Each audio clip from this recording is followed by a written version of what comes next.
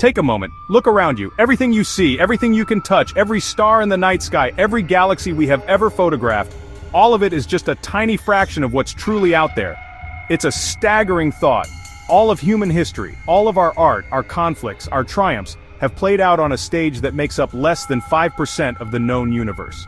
We are, in a very real sense, living on a cosmic island, blissfully unaware of the vast, invisible ocean that surrounds us. This isn't science fiction, it's the startling reality of modern cosmology. The universe is far stranger and more mysterious than our senses could ever lead us to believe.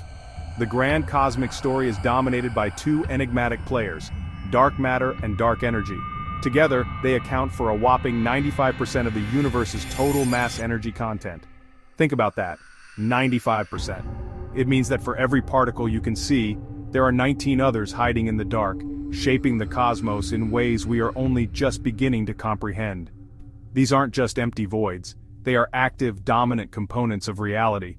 The universe we see, the familiar glow of stars and galaxies, is merely the decorative foam on an immense unseen cosmic wave. Understanding these dark components is the single biggest challenge in physics today. So, what is this stuff that governs the cosmos? We gave them placeholder names that reflect our own ignorance: dark matter and dark energy. Let's start with the familiar 5%. This is what we call baryonic matter, or as I like to call it, normal matter. It's the stuff of you, me, your dog, the planet Earth, the sun, and all the glittering stars in the Milky Way. It's made of atoms, protons, neutrons, electrons. These are the building blocks taught in every high school chemistry class. They come together to form elements like hydrogen, which fuels stars, carbon, which forms the basis of life as we know it. This is the matter that interacts with light, which is the only reason we can see it and study it directly. The reason we can see normal matter is because of the electromagnetic force. Its particles are charged, allowing them to clump together and crucially to interact with photons, the particles of light. When you see the majestic spiral arms of the Andromeda Galaxy, you are witnessing the collective glow of hundreds of billions of stars, all made of this familiar stuff. Every breathtaking image from the Hubble or James Webb Space Telescope is a portrait of this 5% of the universe. It's beautiful, it's complex, and it's where all the interesting action like life happens, but it's not the whole story. Our beautiful, luminous world is just the visible shoreline of a much deeper, darker cosmic ocean.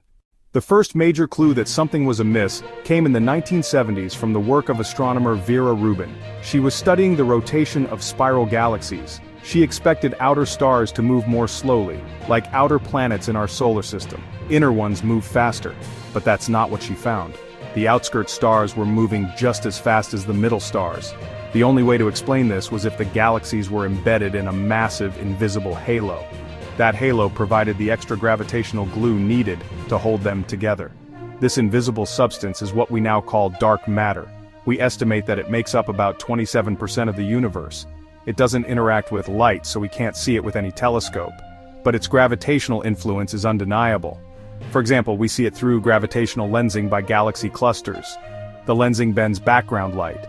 The lensing also magnifies distant objects. These cosmic funhouse mirrors give us a way to map the distribution of the unseen dark matter, revealing it as the underlying scaffolding upon which galaxies are built. Further evidence comes from the cosmic microwave background, the faint afterglow of the Big Bang. Satellites like the Planck Observatory have mapped this ancient light with incredible precision.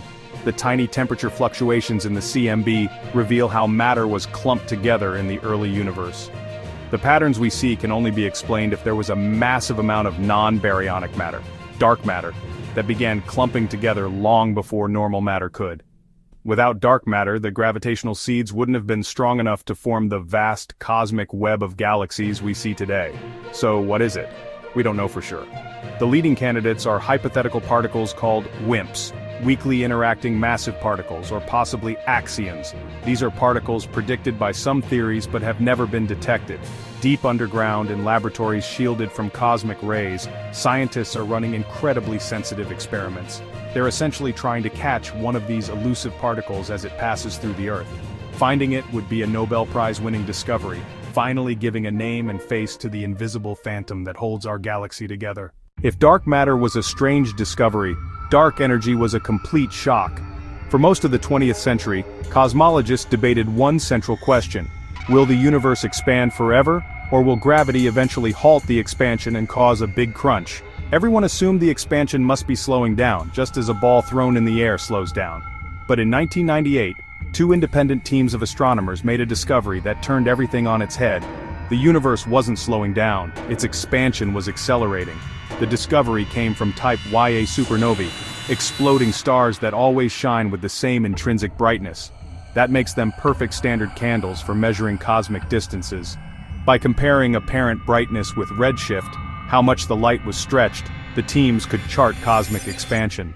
They found the distant supernovae were dimmer than expected, meaning they were farther away. The only explanation, the expansion of space had sped up over the last few billion years. To explain the acceleration, physicists proposed a new component of the universe: dark energy. This isn't matter. It seems to be a property of space itself, a repulsive pressure that pushes everything apart. It's the dominant component of the cosmos, making up about 68% of the universe's energy. Dark matter's gravity pulls things together and forms structures, while dark energy does the opposite. It drives everything apart on the largest scales, overpowering gravity. What could dark energy be? The simplest answer: the cosmological constant. Einstein's idea he once called his biggest blunder. It implies every cubic centimeter of empty space has intrinsic energy. As space expands, more space and more repulsive energy is created. For now, dark energy remains the deepest mystery, shaping the ultimate fate of our universe.